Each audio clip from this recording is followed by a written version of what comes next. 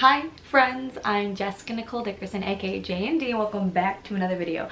So in today's video I'm going to be talking about all my book buying mistakes, and I'll be doing a little small a book unhaul that will really hurt, but I'm gonna do it. I'm gonna do it. So you either clicked on this video because you also have book buying habits that you want to fix, or you just want to come and laugh at me and see my struggle, which is accurate.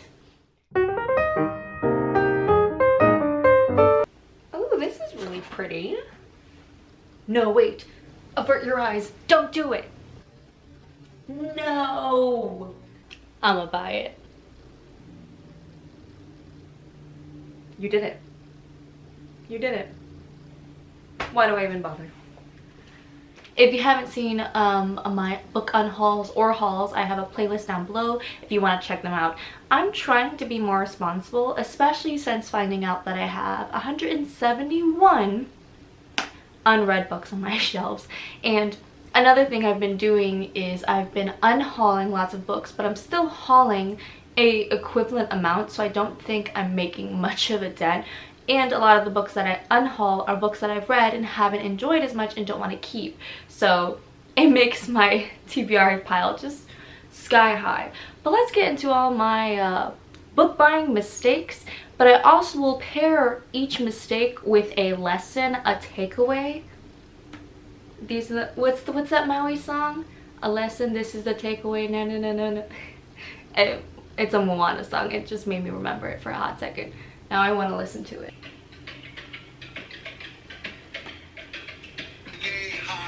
Yeah. Oh, that was just mine messing around. What's the takeaway? What's the lesson? What's the takeaway? Don't mess with Maui when he's on the breakaway. That's what I was thinking of. Okay, back to the video. In one of my book unhaul videos, I talk about the biggest mistake that I made, and it's kind of Booktube's fault, but it's really just my fault, honestly, because I put a pressure on myself to fill up bookshelves. I kind of understand why when you see booktubers haul all the time and have these full shelves behind you, you in turn want to have something similar. You're like, I like them, this is what they have, maybe I'll like myself if I have the equivalent. No, you were wrong. I was wrong. I firstly tried to fill my shelves with just books, with anything. So I used to shop a lot on Book Outlet, which is a specific book website that sells slightly damaged or slightly marked up books for a really discounted price. So you can find a hardcover that's normally $20 for $5, and I would go ham. I think I would like at least make 4 Book Outlet purchases throughout the year, and I would always be getting 20 plus books for like under $100. So sure, financially, like, cool saving that coin, but also at the same time, what were the books I was buying? Were they books that I was actually interested in? Just because it's discounted doesn't mean that I need to physically own it. You know what I mean? Like when you see a cover and you're like, I know what that cover looks like. I've heard some people talk about it. Add to cart. Mistakes I've made. Now, it's okay to buy discounted books if you are a book collector, if that is your aim, to have a library of your own filled with books that you have just read, if that is your goal. Something I've learned recently that helps me counteract this need to purchase every discounted book is, what do I want my bookshelves to look like? Like, yes, I love the aesthetic of a rainbow shelf, and I love my shelves, but at the same time, I want to be able to look at my bookshelves and see like every single book and feel nostalgia and happiness towards them. I want to feel that feeling. So what has helped me counteract this idea of always buying discounted books is I will only buy a book if I've read it already and I gave it more than a 3-star. So it has to be a 4 or 5-star experience to be on my shelf. Because I'm getting picky, okay? I want to have bookshelves that I love. So what kind of shelves do you want, and does your shopping reflect that? If it doesn't, that's when you have to look at yourself and be like, okay, how do I stop my spending so that way my bookshelves and my lifestyle, the books that I read and enjoy, that my shopping actually reflects my real life. Book shopping as a whole has become like a hobby, a kind of what's it called when you get like good feelings, like serotonin. Like we always see hauls and stuff that like books that gave me serotonin. Like that's all fun and dandy, but make sure the books you just buy aren't just to fill a hole of like, I need that, I need happiness. Like you can do that if you're comfortable with that. If you notice that's what you want out of life, you go ahead, boo, do your thing. Book collecting is a completely different hobby than book reading, so I totally understand the two. But just make sure for you personally that if you are spending money, that it reflects your lifestyle and gives you what you want out of life. So if you just want lots of books, go ham, baby. But if you want bookshelves that are filled with books that you love, that's probably going to take a little bit more time to orchestrate. And I wish I took more time. So that is what I learned. What's the lesson? What's the takeaway? Jessica buys too many books. Yay. I don't know. I want to make a rhyme that goes with that Maui bit. Another tip, if you are a book reviewer, book blogger, booktuber, bookstagrammer, book talker, oh my god, there's so many formats for media and books, kind of makes me ooey. But if you are like that, so you want books and things like that to review, that's totally okay, but you no longer need a full bookshelf behind you. It's not really necessary in art forms, like in the social media platforms, to have a full bookshelf. I think that was very much traditional booktube videos, sitting down in front of a big old shelf and being like, hey. But that's not even how a lot of these big booktubers started. They started in front of a white wall, like most of us. I think I started with a bookshelf because I was too embarrassed to start without having books. But that's not accurate. You don't need a bookshelf behind you to be doing those things. A lot of book content, you don't even need to have multiple books or the physical book, because you could just have a digital copy of the cover that you can get from Google to insert into pictures or whatever and do fun edits. I mean, you can get really creative with it. You do not need to be spending lots of money to kind of please the audience. That's a total lie, and I think Read with Sydney is the pinnacle of, you do not need to own a lot of books to be successful in the book reviewing community. That is just a flat out lie. So I'm telling you, if you want bookshelves like mine because you want to be successful online, it's not necessary. It's not true. You just need to be creative in yourself and what value are you giving, and people will follow along on your journey naturally if you are very yourself and whatever makes you you and whatever you bring to book reviews to make it unique. Yeah, so stop spending your coin. At least that's what I'm trying to tell myself too. Stop spending my coin. One day I'll listen to myself. This is why I'm making this video, to hold myself accountable. Repeat after me. I will not let the hype get to me. I will not let the hype get to me. I will not let the... But look at me. I'm a strong black female lead in a fantasy. You need me. Support your community. Or else. Damn it. So my personal takeaway from all of this is I will only buy books that are highly recommended from friends who have similar reading tastes, and they're like, sis, you need this, and then I'll be like, okay sis, I got you. That's the only time I'm buying more books. Or if I've already read the book, say through my library, an ARC or whatever access that I have to it, e-ARCs, if I give that book a 4 or 5 star, then I'll allow myself to purchase a new one. There's also, I'm allowing people to gift me books, which is semi-cheating, but hey, I'm not going to turn away free books from people because I have a book need.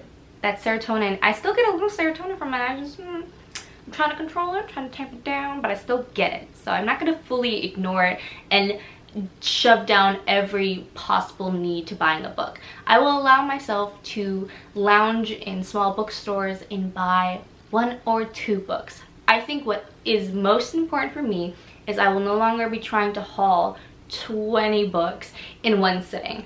Like if I do a haul, I have a haul coming up soon actually, which is kind of funny.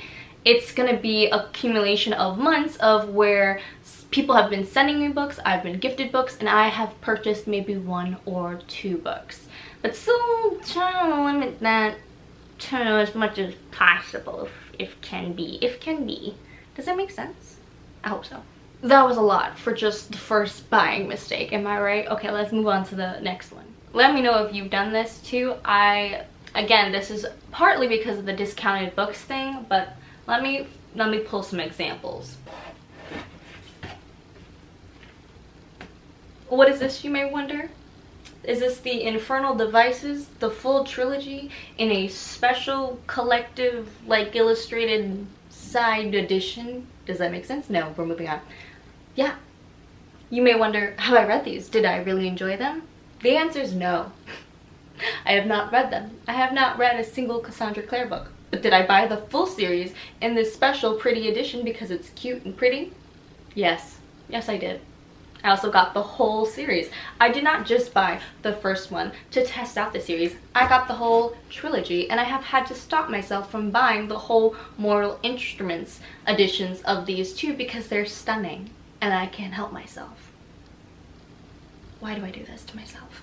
Okay, the thing is, I do want to read this series eventually. I feel like I'm going to like it. A lot of book reviewers who have similar tastes to me have enjoyed this, and I'm like, okay, this is probably a good entry point for Cassandra Clare books. But did I need to buy the full series? And also, I probably bought these 2 years ago and have not even gone close to reading them, so I did not need to purchase them. I didn't. Why do I buy a full series when I haven't even... Why do I do this? Oh. Yep. Okay, at least I didn't buy the whole series for this one, just 2, which, you know, giant hardbacks probably were very expensive. Did I need to buy both? I probably... Am I gonna unhaul these today? I'm gonna put these on the side and we will discuss what I'm unhauling later, but this hurts because the lesson for this is I will only buy the whole series if I enjoyed the first book and gave it a 4 or 5 star, and then will I allow myself to collect the whole series. Because let's be honest, I really love binging a series, and I have done it before successfully with like The Cruel Prince, The Last Magician. There are some series out there that I have purchased in its entirety and have read through and loved. The Red Queen series, there have been a good amount of series where I've done that, but there's been some that have fallen by the wayside, if you know what I mean. So to avoid that, I'm going to attempt and only reading through the library the first in a series, the first book in a series, and then if I like it, be like, okay, let me get the physical copy and let me get the special edition, and then I can get into the nuance of the series, buying it in its entirety and binging it for my pleasure. That's a little rule I'm doing. Another one that's very similar to the last one is buying books for the cover. And this one's gonna hurt because I think I'm unhauling these, but we've all been there. There are so many stunning books, just stunning, like, artists out there creating amazing masterpieces, but like the books aren't it. They aren't for me. And the one I'm thinking of getting rid of, it hurts, and I know a lot of you are gonna be mad at me, but you know what? I'm gonna do it because it's my bookshelves and these books don't make me happy, and I feel so stupid wasting so much money on them. So I might sell these on like Depop, we'll see. I don't know. I still have my stack. I will show you. I still have the stack of unhauls from last time. Oof, I'm a mess, but it's okay. I also kind of bought this because of my love for Fangirl, which should be a giveaway of what I might be giving away. I have Carry On and Wayward Son. Okay, I need to breathe. It's okay. So I have this paperback edition of Carry On, which is the book that is referenced in Fangirl, which I thought I would love. But it's funny because I reread Fangirl, and I've reread it like probably up to 6 times already. I always skip the bits that are about Simon. So I really am like, why did I get this? I think I'm gonna give away Carry On and then Wayward Son. I think at the time of reading this gave this a 4 star, but really for me it's a 3-star if I'm being generous, 2-star for me because I don't remember getting that much enjoyment in it. I don't care to reread it. So why do I have it? I want to be able to have that magical spark with every book on my shelf, and this just doesn't give. And so why do I have this one? And it's purely, oh my god, I spent $20 on this. I cannot believe myself. I'm so disappointed. But yeah, this was an expense-ass buy. And I think I remember I bought this for my birthday, being like, I'm gonna treat myself. It's like, you could have bought a book that you would have actually enjoyed, man. What are you doing? So no harm, no hate to anyone who loves these series. I've also heard some mixed reviews of this. And the first one I didn't even enjoy that much. I mean, I do like the idea of a queer romance, fantasy-driven story, but this just isn't it. I'm gonna keep looking for some other ones. Lesson. The takeaway, I need to stop buying books that are pretty. It's hard to hear because you know what, like a book that is both beautiful on the inside and out just makes me so happy. But I don't need it in my life. We're not gonna do that anymore. And by we I mean I, because these are mistakes I have made. I feel like y'all also have made them, so I'm not alone. This next one. This one I think we've all fallen victim to, especially with book talk on the rise. Buying books that are hyped. I've narrowly avoided this because I haven't downloaded TikTok for like most of this previous year and all of 2020 and stuff. I only recently got TikTok and I try and stay off of it as much as possible. I do not want those targeted ads to understand what I like and dislike. I'm just there to like a few people and then get the F out. So some popular books that I bought that I could have waited to buy or have gotten from the library first and just checked out and see if I liked it or not. I mean, the first one I'll do is Legendborn by Tracy Deonn. I have faith that I'm gonna like this book, but did I need to buy it? This hefty hardcover book. I could have just waited from the library. I could have. So, but I've had this for like a year now. Haven't read it. I'm gonna read it. I think I'm gonna read it for my Patreon. But like, did I need to buy it then and there? No. This next one is definitely a recent purchase because of, yeah, I fell for the hype. I did. Haven't read it. But I stopped myself from buying the rest of the books. I think I'm going to read it. I feel like I'm going to enjoy it because I enjoyed Crescent City, but like, did I need to buy this? No. Did I need to buy the UK edition that's beautiful and gorgeous? Like, my heart's telling me yes, but like, no. I could have just ordered it from my library, see if I liked it, and then maybe purchased it or continued the series just through the library. Ain't nothing wrong with that. I don't need this on my shelf. Unless I really enjoy it, then maybe I like need it, and like then my book crazy will really come out. Does anyone else do this? Because we're book nerds. You see classics and you're like, I need to read that. I need to educate myself. I need to be well versed. It's like, sis, if you're reading for enjoyment, just read for enjoyment. You do not need to buy the classics to prove that you are a literate person. You are literate by literally reading. Pride and Prejudice. I haven't read it. Why do I own it? I don't know. This next mistake is not saying no to arcs and books that you're not interested in. It's really cool when a publisher reaches out to you and says, hey, do you want this book for free? And I'm like, hell to the yes. Like, that's literally, this is what I do, this is what I love. Okay, but you can get excited, you can get happy, but say no to the books you know you're not gonna like or that you're not gonna plan on reading anytime soon. Like, you don't need those. That arc or final copy could go to someone else who would actually really enjoy it. I'm learning, it's fine. But the one book is The Vanishing Deep by Astrid Schultz. So she wrote Four Dead Queens, which I gave like a 3-star to. I'm still holding on to it because I don't want to give it away just yet. We'll see if that changes in the future. Haven't read this. they sent it to me. I posted it on my Instagram. I was part of like an Instagram campaign, which I wasn't even paid for. They just sent me the book and they were like, post it on your Instagram. And I was like, yeah. And then now I have this book and I'm like, I should probably read it. But like, I have literally 171 books ahead of her in line. And with new releases, 250 plus books ahead of her in line. So did I need this? No, I probably could have said no, save the resources of that publishing house to send to someone who would actually appreciate it way more than I. We are learning here together, folks. I hope you're learning, or you're laughing at me. Either or is fine. Okay, I think those are all my book buying mistakes that I have made. Yep.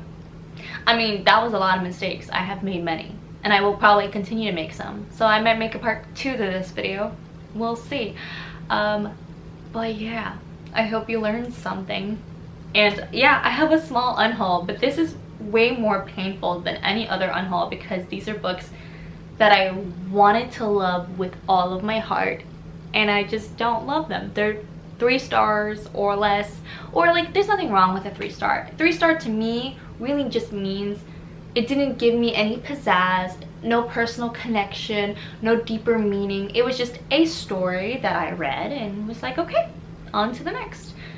And I personally just don't want those books on my shelves anymore. I want books that are 4-star experiences and plus. Books I want to reread. Books that meant something to me. Books that I literally look at and think of a time and place in my life that I was at and I was like, wow, that book did me right. Gosh, this is so painful. So painful. I'll be getting rid of these. I'm getting rid of Renegades, Arch Enemies, Wayward Son, and Carry On. All of them stunning books, and it hurts, but I need to let them go, because just because a book's beautiful does not mean that I need it in my life. I'm just gonna rip off the band-aid and give them away. There are other books on my shelves that I will maybe eventually get around to ripping off the band-aid as well, but I can't do that today. It would hurt way too hard, so I'm not going to. But I hope you learned something today about my book buying mistakes, but maybe yours. Comment down below, what is your biggest book buying mistake? What gets you every time? Do you like buying the full series before reading it? Do you like buying beautiful covers? Do you like buying hyped books? Let me know, what is your #1 book buying mistake that gets you every time? I would love to see it. And also comment down below this emoji if you've made it to the end of this video, because you're the real MVP. I hope you enjoyed this video. Again, if you like unhauls and things like that, I have a bunch on my channel already, hauls and unhauls, so go check them out if you feel like it. Also, a huge thank you to my Patreons. I did a little special offer last month, and now I have 21 Patreons, and I'm so excited. I'm starting to do a buddy read on there now. Last month I did This Is All Your Fault, which was such a fun book about saving a bookstore from closing. This month I'm going to be reading Concrete Rose by Angie Thomas, but I'm very excited. I'm going to be doing a reading vlog, and I'm going to be talking about like all my spoilery thoughts. So if you want to support me anymore, definitely check out my Patreon down below. I will be having another special offer in September where I'm going to do a physical reward. I'm so hyped. Like, Patreon is letting me just be my artistic self that I've always wanted to be. Like, I feel like YouTube is just where I like word vomit and just like, I don't know, make myself feel better. But like, Patreon is where I'm like, yo, this is my heart and soul on a little platter. So thank you to my Patreons especially, but also thank you so much for watching this. I hope you enjoyed this video. It gave you some little something else, you know. I hope this video gave you a little sunshine, and I will see you in the next one. Bye.